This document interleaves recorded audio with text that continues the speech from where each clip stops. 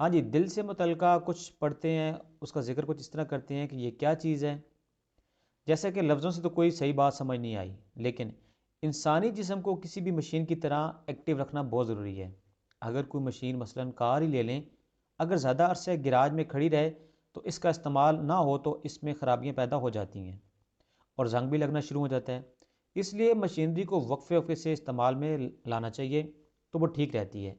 इसी तरह इंसान को जिस्म और ख़ास कर दिल को सेहतमंद और मजबूत रखने के लिए इसको हरकत में लाना ज़रूरी है। जैसे कि वॉक करना, वर्जिश करना या कोई मुशक्क़त का काम करना नहायत ज़रूरी है। दिल जितना ज़ोर से फैल कर धड़केगा, उसके मसल्स उतने ही सेहतमंद होंगे। अगर आप हरकत नहीं करते और हर वक्त बैठे रहते हैं या लेटे हुए वक्त गुजारते हैं तो दिल हर वक्त आराम में रहता है और इसकी ताकत और सेहत में कमी आ जाती है। इसलिए इस अमर को हम कफ पोटैटो सिंड्रोम कहते हैं और इंसान को कफ पोटैटो नहीं बनना चाहिए, बल्कि मुस्तकिल वॉक करने और वर्जिश करने से आपको बहुत सारे फ़ायदे मिलते हैं। अब देखते हैं वो कौन कौन से फ़ायदे हैं। सबसे पहले जैसे कि आपका ब्लड प्रेशर कम या नॉर्मल हो जाता है, जिसम में आपका कोलेस्ट्रॉल यानी एचडीएल की प्रोडक्शन में भी इजाफा होता है। थर्ड वन, इससे ट्राइग्लिसराइड के लेवल में कमी आती है। नंबर फोर पे आपके दिल के मसल सेहतमंद और मजबूत रहते हैं। नंबर फाइव, आपका दिल ज़्यादा ताकत और धड़ककर ऑक्सीजन का बेहतर इस्तेमाल करता है, जिससे आपके जिस्म के सेल्स यानी सारा जिस्म सेहतमंद हो जाता है। नंबर सिक्स पे आपकी रगें, पट्ठे और जोड़ सेहतमंद और मजबूत हो जाते हैं। नंबर सेवन, आपको कम करने में मदद मिलती है, यानी आप स्लिम और स्मार्ट हो जाते हैं और इसी वजह से आपकी फ़िगर खूबसूरत हो जाती है। आपको ज़्यादा सेहतमंद होने का एहसास होता है कि मैं जब 2 घंटे वॉक करके घर वापस लौटता हूँ तो ऐसे महसूस करता हूँ कि जैसे मैं जवान हूँ। नंबर नाइन, आपकी टेंशन में कमी वाक़ होती है और आपको ज़हनी तौर पर रिलीफ मिलता है। नंबर टेन, आज से आपकी जिस्मानी सेहत के साथ साथ आपकी ज़हनी सेहत में भी इजाफा होता है, यानी आप ज़हीन और बेहतर तरीके से काम करना शुरू कर देते हैं। नंबर 11, आपके सेल्फ़ कॉन्फिडेंस में इजाफा होता है क्योंकि आप अपने आप को ज़्यादा सेहतमंद समझने लगते हैं। नंबर 12, आप खुश रहते हैं और कैके लगाते हैं और ज़िंदगी सही मानों में आप इंजॉय करते हैं। नंबर 13, आपकी अजवाजी ज़िंदगी भी अच्छी होती है और घर वालों यानी बीवी और बच्चों के साथ लड़ने और हर वक्त खफा होने और नाराज़ होने के बजाय आप खुश रहते हैं।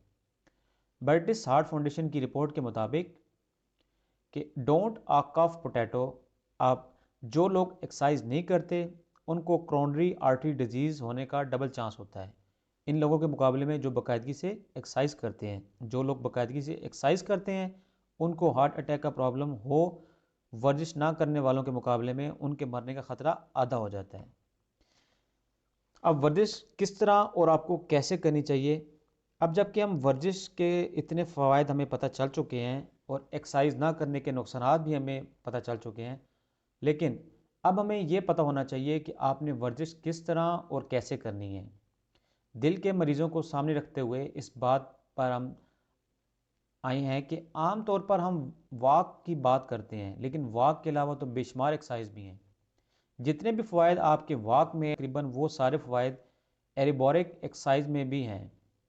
हर वो अमल जिसमें आपके जिस्म की बर्दाश्त में इस तरह इजाफा हो कि ऑक्सीजन को बेहतर अंदाज में इस्तेमाल करके एरोबिक एक्सरसाइज इसको कहलाते हैं। इस गलती में अक्सर हम ये करते हैं कि हम समझते हैं कि एक्सरसाइज का मतलब है कि एथलीट्स की तरह वर्जिश करना। दिल के मरीज़ों के लिए इस तरह की वर्जिश मुनासिब नहीं है, बल्कि उनको मॉडरेट इंटेंसिटी की एक्सरसाइज करनी चाहिए, यानी सख्त के बजाय नरम लेवल की वर्जिश करनी चाहिए जो कि वो आसानी से बर्दाश्त कर सकें और जिस पर उनके जिस्म के ऊपर उसके मनफी असरात ना पड़े।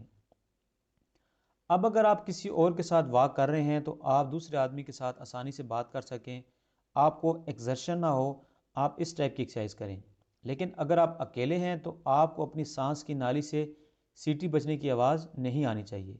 अगर आप अकेले हैं, आपकी सांस की नाली में सीटी बजने की आवाज़ आने लगी है तो इसका मतलब यह है कि आप ओवर एग्जर्ट हो रहे हैं। चुनाचे आपको आहिस्ता चलना चाहिए। दूसरी तरफ अगर आप महसूस करेंगे कि कोई मुशक्क़त नहीं हो रही तो फिर अपनी रफ़्तार कदर बढ़ा दें और इतनी रफ़्तार से चलें कि आपका स्टेमिना आप बर्दाश्त कर सकें और इसी तनासब से आप तेज़ से चलते रहें। लेकिन यहाँ पर अगर आप साइंसी तरीक़ेकार के मुताबिक मालूम करना चाहते हैं कि